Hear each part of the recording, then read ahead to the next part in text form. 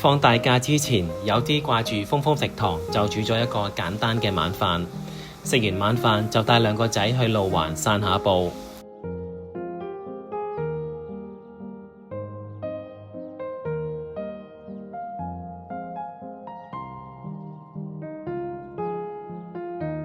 粟米知道可以坐車，就一直好興奮。薯仔就一如既往咁 hea 住、超住等去街。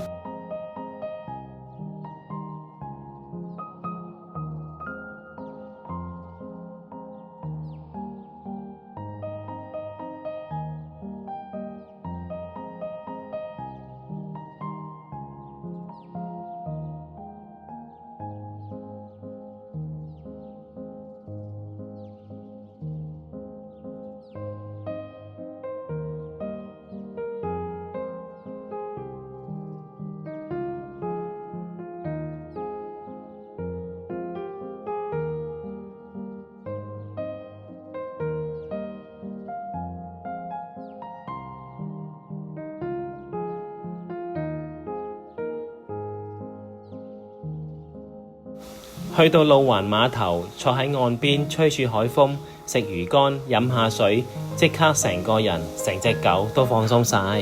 我哋好耐都冇享受咁 chill 嘅時光，一路聽住夜釣啲人喺度傾閒偈，若有若無嘅海浪聲。今晚應該會好好瞓，祝大家晚安。